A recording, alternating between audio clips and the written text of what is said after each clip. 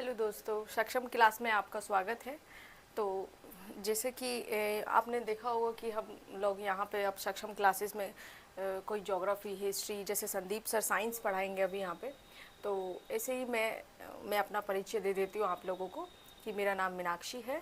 मैं आप लोगों को ज्योग्राफी पढ़ाऊँगी 6 to 12 तक। अभी हम एनसीईआरटी स्टार्ट कर रहे हैं। तो सबसे पहले आज हम यहाँ पे 6 क्लास का चैप्टर स्टार्ट करने, 6 क्लास की जो एनसीईआरटी है उसको हम स्टार्ट करते हैं। ठीक है, तो पहला चैप्टर क्या है यहाँ पे हमारा? सौर मंडल में पृथ्वी। ठीक है, हम यहाँ पे सौर मंडल में जब पृथ्वी की बात करते हैं कि सौर मंडल होता क्या है, ठीक है, पृथ्वी क्या है, हमारी ग्रह है। ओके, तो सबसे पहले हम यहाँ पे बात करेंगे।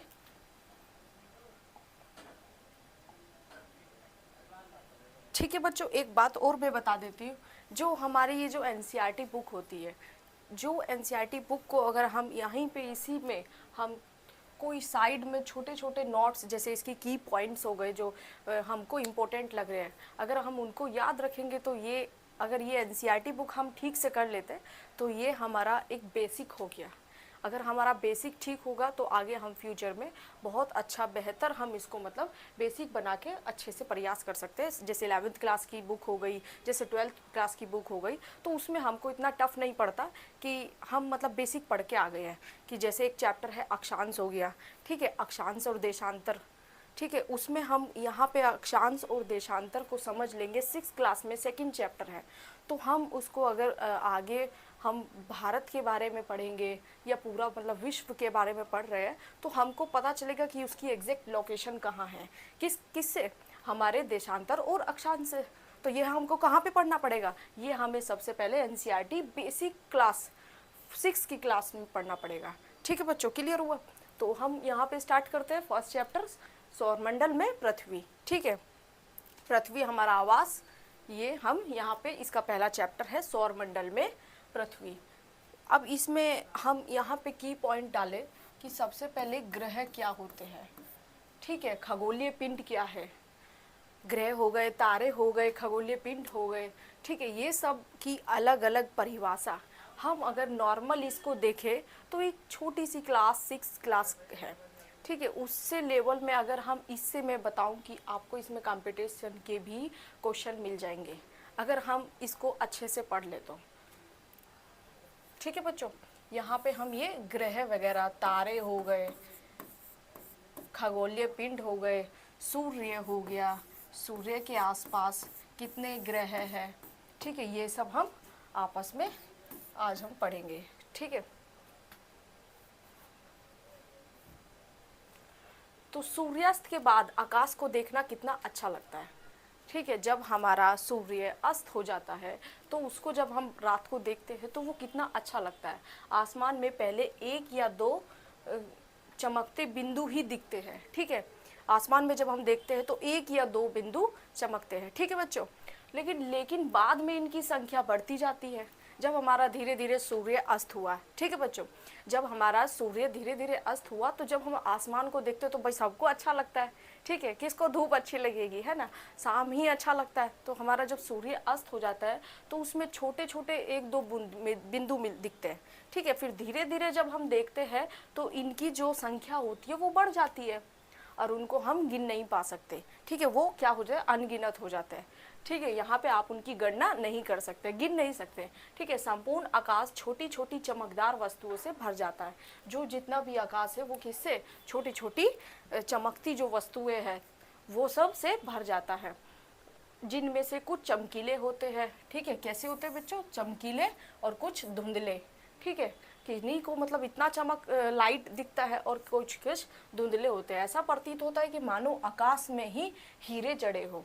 ठीक है, किसी आपको एक अंधेरी रात में कोई एक टॉर्च दिखा दे एक रूम में तो आपको चमक क्या दिखेगा, सबसे ज़्यादा उजाला उसी पे चीज़ में दिखेगा। तो ऐसा ही है कि जब हम आकाश में सूर्य अस्त हो जाता है तो हम जब आकाश को देखते हैं तो कि कैसा प्रतीत होता है कि जैसो वहाँ पे हीरे जड़े हुए हो। ठीक है, कुछ बिंदु दिखते हैं, फिर धीरे धीरे उसमें अनगिनत हो जाते हैं जिनको हम गिन नहीं सकते। ठीक है, इनकी गणना नहीं की जा सकती। ठीक है, इन चमकीली वस्तुओं के साथ आप लगभग प्रतिदिन चंद्रमा को भी देखते हैं। ठीक है, चंद्रमा भी दिखता है हमें, इन वस्तुओं जो छोटे छोटे तारे हो गए, ये सब की जिंदगी में जो भी चीज़ चमकती है उनके साथ हम क्या देखते हैं भाई, हम चांद भी चंद्रमा भी देखते हैं। ठीक है, समझ में आया। तो यह अलग अलग समय पर अलग अलग आकार तथा अलग अलग स्थितियों में दिखाई देता है। ठीक है, कभी चांद दिखता है, कभी दिखता ही नहीं है।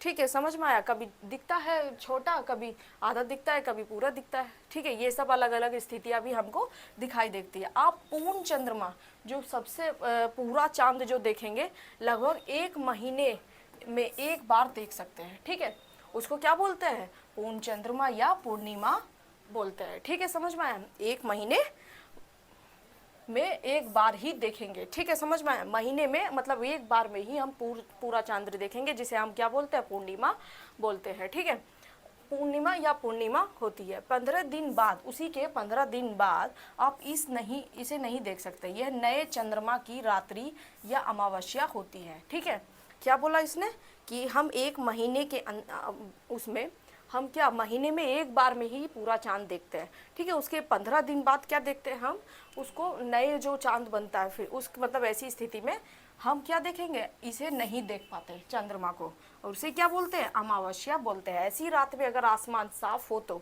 आप आसमान का अवलोकन अच्छी तरह देख सकते हैं। समझ में आया। क्या आपको इस बात पर आश्चर्य नहीं होता कि हम दिन के समय चंद्रमा व इन सभी छोटी चमकीली वस्तुओं को क्यों नहीं देख पाते? क्वेश्चन तो सही है भाई, कि हम दिन में क्यों नहीं देख पाते? ये जो चमकती चीज़ रात को जो चमकती है वो हम दिन में क्यों नहीं देखते? सूर्य की वजह से। ठीक है, किसकी वजह से बच्चों? सूर्य की वजह से। ठीक है, वस्तुओं को क्यों नहीं देख पाते? ऐसा इसीलिए कि क्योंकि सूर्य के अत्यधिक तेज प्रकाश से। ठीक है, मैंने बताया कि हम क्यों नहीं देख पाते, क्योंकि सूर्य का हमारा जो वो है वो बहुत तेज प्रकाश है। ठीक है, समझ में आया बच्चों। उसकी छोटी चमकीली वस्तुओं को क्यों नहीं देख पाते? ऐसा इसीलिए क्योंकि सूर्य के अत्यधिक तेज प्रकाश के कारण रात के समय चमकने वाली वस्तुओं को हम दिन में नहीं देख पाते। ठीक है, ऑफकोर्स समझ में आ गया। सूर्य, चंद्रमा तथा वे सभी वस्तुएं, क्या क्या बोला इन्होंने बच्चों? सूर्य, चंद्रमा तथा वे सभी वस्तुएं जो क्या करती हो, रात में चमकती हो, उनको क्या बोलेंगे हम? क्या बोलेंगे बच्चों? खगोलीय पिंड बोलेंगे। ठीक है, क्यों सूर्य, चंद्रमा तथा वे सभी वस्तुएं जो रात के समय आसमान में चमकती है उनको क्या बोलते हैं हम?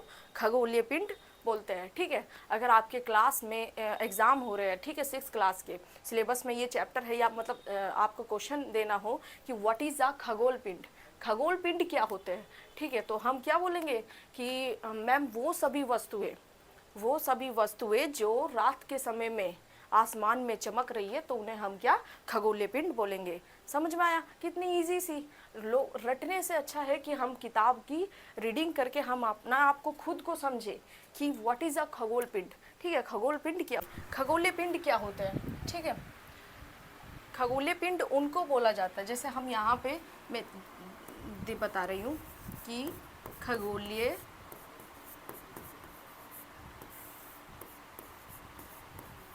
पिंड किसे बोलते हैं? ठीक है, खगोलीय पिंड उसे बोलते हैं वे सभी वस्तुएं।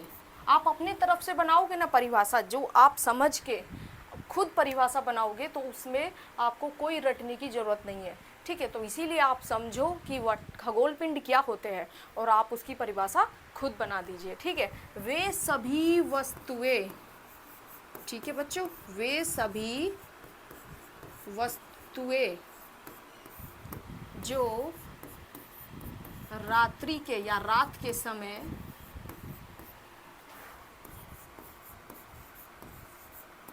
चमकती है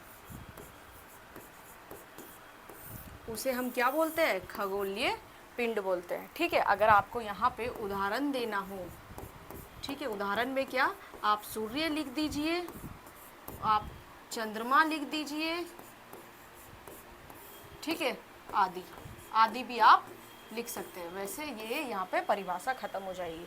ठीक है बच्चों, आपके एग्जाम में ये परिभाषा आ सकती है कि खगोलीय पिंड क्या है।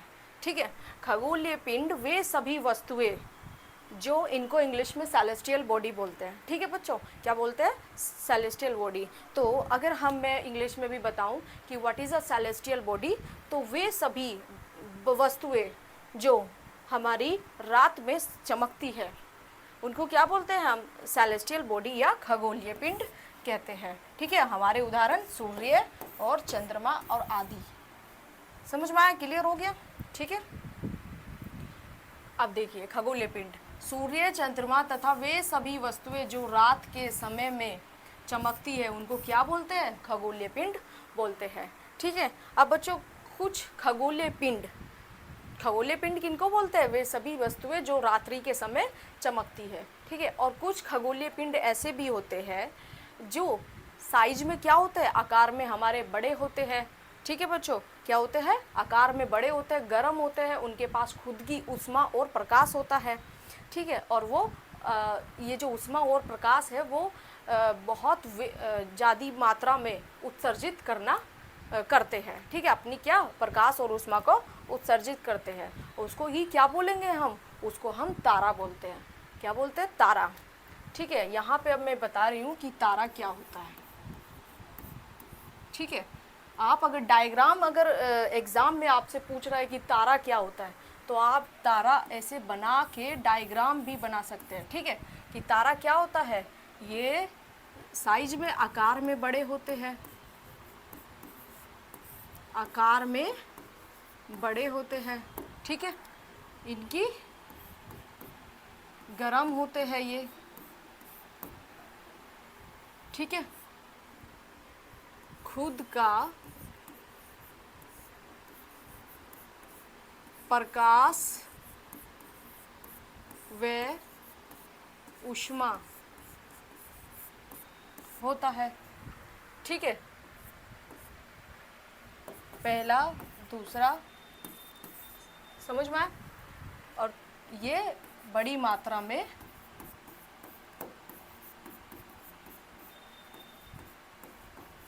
उत्सर्जित करते हैं, प्रकाश और ऊष्मा को बड़ी मात्रा में उत्सर्जित करते हैं।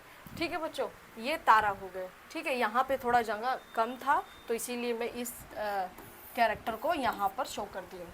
समझ में आया? वरना यहाँ पे भी हम तारे का डेफिनेशन अच्छी प्रकार से हम पॉइंट वाइज से अगर आप एग्ज़ाम में लिखेंगे तो बहुत अच्छे नंबर मिलेंगे।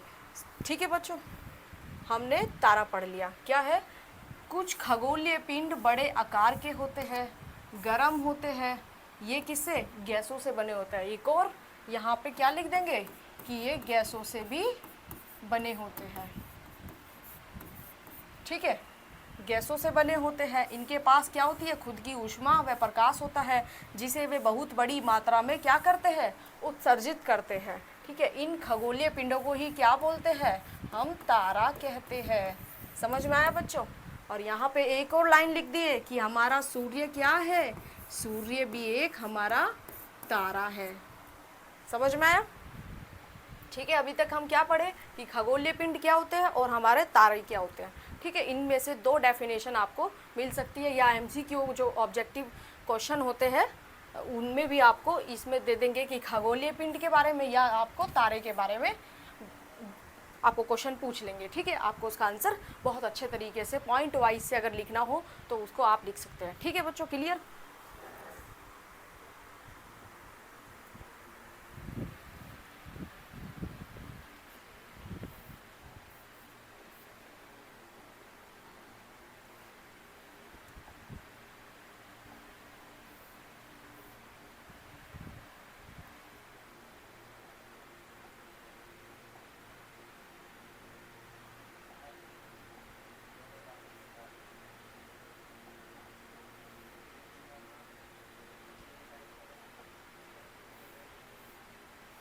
ठीक है, अब यहाँ पे हम देखते हैं, थोड़ा दिक्कत हो गया था तो अब फिर आते हैं। ठीक है, हमने क्या पढ़ा अभी तक? हमने खगोलीय पिंड और तारे पढ़ लिए। ठीक है, अब यहाँ पे देखते हैं कि रात के समय में चमकते हुए अनगिनत तारे के समान ही, लेकिन हम में से बहुत अधिक दूर होने के कारण हम लोग उनकी ऊष्मा या प्रकाश को महसूस नहीं करते हैं। ठीक है, ये क्या बोल रहा है कि जो रात के समय में हम चमकते हुए अनगिनत तारे देखते हैं, क्या देखते हैं? अनगिनत तारे देखते हैं, सूर्य के समान ही है लेकिन हमसे बहुत दूर होते हैं। क्या बोल रहा है ये लाइन कि हम जो सूर्य है, ठीक है, सूर्य हमारे पृथ्वी के कितने बहुत पास है। ठीक है, अभी हम यहाँ पे पढ़ेंगे तो आपको पता चल जाएगा कि हमारा जो पृथ्वी है वो सूर्य से कितनी दूर है। तो ये बोल रहा है कि जो रात्रि के समय में जो हमारी कुछ भी जो चमकता है तो वो हमें अनगिनत तारे जो सूर्य के समान ही होते हैं, लेकिन हमसे बहुत अधिक दूर होने के कारण क्या होता है, हम लोग उनकी उष्मा और प्रकाश को महसूस नहीं करते हैं। ठीक है, समझ में आया? आपने अवश्य ही ध्यान दिया होगा कि कुछ दूरी से देखने पर सभी वस्तुएं छोटी दिखाई देती है। ठीक है, जैसे आप हवाई जहाज को देखते हैं। ठीक है, हवाई जहाज बहुत बड़ा होता है, लेकिन अब अगर हम यहाँ से अपनी छत पे से देखेंगे या आप लोग अपनी छत पे से देखेंगे तो क्या दिखेगा कि बहुत छोटा सा हवाई जहाज जा रहा है। ठीक है, समझे कि अगर हम किसी चीज़ को दूरी से देखेंगे तो वो क्या हमको छोटी ही दिखाई देती है। समझ में आया? आपने अवश्य ध्यान दिया होगा कि कुछ दूरी देखने पर सभी वस्तुएं छोटी दिखाई देती है। ठीक है, अत्यधिक ऊंचाई पर उड़ रहा हवाई जहाज भी, अभी मैंने उदाहरण भी दिया था कि जहाज कितना छोटा दिखाई देता है। ठीक है, समझ में? रात्रि में आसमान की ओर देखते समय, ठीक है, तारों के विभिन्न समूह द्वारा बनाई गई विविध आकृतियों को देख सकते हैं। ठीक है, आपने कभी बच्चों देखा होगा कि जब हम रात को देखते हैं तो कभी कभी देखा होगा कि तारों का समूह एक बना हुआ है। ठीक है, अब बच्चे हैं तो सभी देखते हैं कि अगर तारा टूटा हुआ है तो चलो उससे कोई मन्नत मांग लेते हैं कि दुआ पूरी होगी, है ना।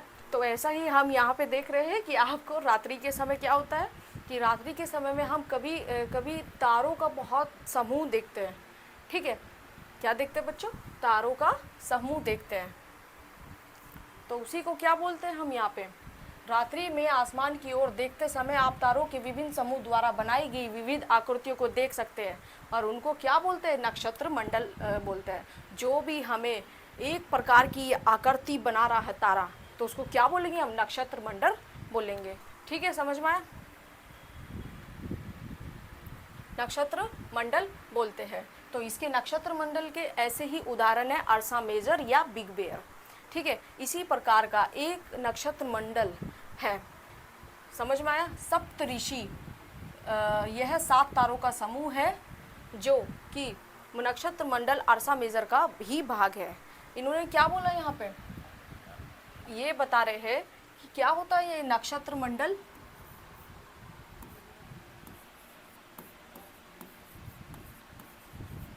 ठीक है बच्चों, समूह दिखाई देता है कि जिससे हमको ध्रुव तारे का पता लग सकता है। ठीक है बच्चों, यहाँ पे सप्तऋषि, ऋषि माने संत होता है और सप्त माने 7 होता है। यह 7 तारों का समूह होता है जो कि नक्षत्र मंडल या अर्सा मेजर का ही भाग है। ठीक है, नक्षत्र मंडल या अर्सा मेजर का भाग है। आपने परिवार या पड़ोस में किसी बड़े व्यक्ति से कहिए कि वह आपको आसमान में और अधिक तारे दिखाए। ठीक है, तारों, ग्रह तथा नक्षत्र मंडलों को दिखाए। अब क्या हमने तारे भी पढ़ लिए, ठीक है, नक्षत्र मंडल भी पढ़ लिए, अब ये ग्रह कहाँ से आ गया? ठीक है, ग्रह कहाँ से आ गया? अब हम देखो ग्रह भी पढ़ते हैं यहाँ पे कि ग्रह किसे बोलते हैं। देखो बच्चों, आपने अभी मैंने पढ़ाया कि आपको कि खगोलीय पिंड क्या बोलते हैं। ठीक है, खगोलीय पिंड वे सभी वस्तुएं जो रात को क्या आसमान में चमक रही हो, उन्हें हम खगोलीय पिंड बोलते हैं। हाँ जी मैडम, हमने बताया। ठीक है, आपने सुना भी, आपने लिखा भी होगा कि डेफिनेशन क्या है उसकी। ठीक है, अब हम यहाँ पे ग्रह की पढ़ेंगे। कुछ खगोलीय पिंड ऐसे होते हैं जिनकी खुद की लाइट और खुद की ऊष्मा वगैरह या खुद का प्रकाश नहीं होता, उन्हें क्या बोलते हैं हम? ग्रह बोलते हैं। ठीक है, समझ में? और वे क्या, किसकी हेल्प से? वो जो तारे होते हैं उन्हीं की हेल्प से खुद को चमकाते हैं। समझ में आया? तो उन्हें हम क्या बोलते हैं? ग्रह बोलते हैं। समझ में आया बच्चों कि ग्रह की परिभाषा क्या है? कि कुछ ऐसे खगोल पिंड भी होते हैं, कैसे होते हैं? जिनकी खुद की प्रकाश नहीं होता और ऊष्मा नहीं होता। वे किन के सहारों से? वे तारों के सहारे से। तारे कौन है? जो क्या हो? तारों के सहारे से, या वे खुद जो चमकती चीज़ है उनके सहारे से अपने आप को चमकाते हैं, उनका प्रकाश लेते हैं, तो उन्हीं को हम ग्रह बोलते हैं। ठीक है, यहाँ पे हम पढ़ेंगे। देखो आपने ध्रुव तारे के बारे में पढ़ा। देखो यहीं पे लिखा है कि प्राचीन समय में लोग रात्रि में दिशा का निर्धारण तारों की सहायता से ही करते थे। ठीक है, जैसे ये सप्तऋषि है, ये संकेतक तारा, ये जो 7वां तारा है ये ध्रुव तारा की तरफ हमको दर्शाता है, इंडिकेट करता है। ठीक है, उत्तरी तारा या उत्तर दिशा को बताता है। ठीक है, इसे क्या बोलते हैं? ध्रुव तारा भी कहा जाता है।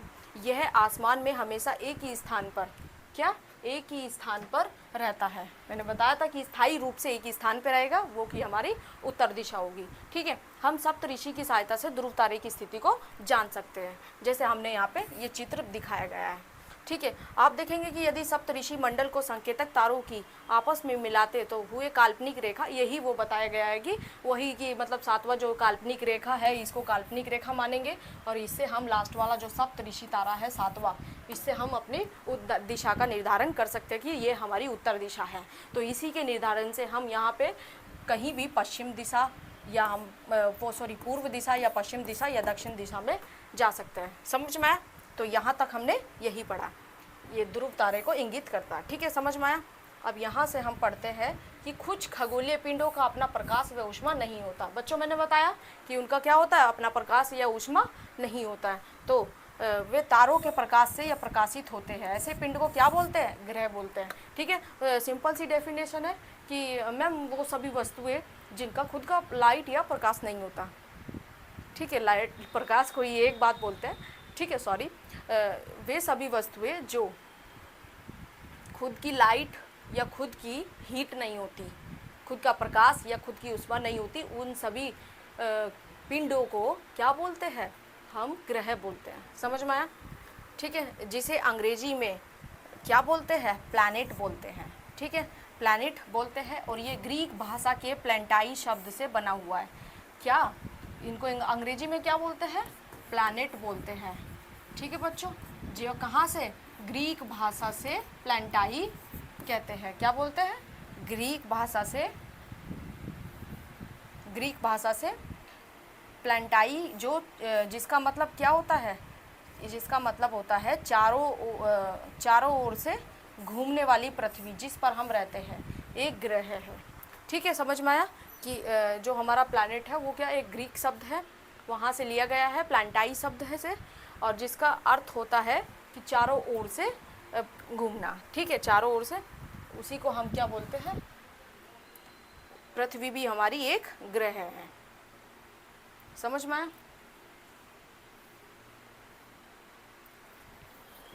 शब्द से बना हुआ है, जिसका अर्थ होता है परिभ्रमक, अर्थात चारों ओर घूमने वाले पृथ्वी, जिस पर हम रहते हैं, एक ग्रह है।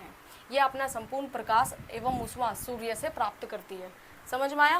किससे? ग्रह जो हमारा पृथ्वी है वो संपूर्ण जो प्रकाश होता है और ऊष्मा होता है किससे प्राप्त करती है? सूर्य। हमारे तारे हैं ना सूर्य जी, तो उन्हीं से प्राप्त करती है। ठीक है, जिस पर हम रहते हैं।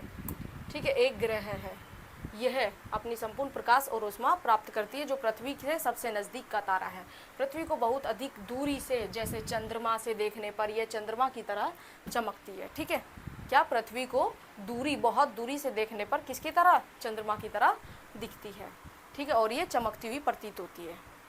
समझ में आया? अब यहाँ पे देखो, ये जो छोटे छोटे ये सब पढ़ने चाहिए, ये सबसे बहुत ठीक रहता है कि जैसे बृहस्पति, शनि तथा यूरेनस के चारों ओर छल्ले। अब ये हमारा एक ग्रह है। ठीक है, इसके चारों ओर ऐसे, ठीक है, चारों ओर जो छल्ले होते हैं, छल्ले विभिन्न पदार्थों के असंख्य छोटे छोटे पिंडों से बने हुए हैं। बनी पट्टियाँ पृथ्वी से इन छल्लों को शक्तिशाली दूरबीन की सहायता से देखा जा सकता है। समझ में आया? ये सब रोचक फैक्ट जो होते हैं, तथ्य जो होते हैं, इनको पढ़ने में अच्छा भी लगना चाहिए।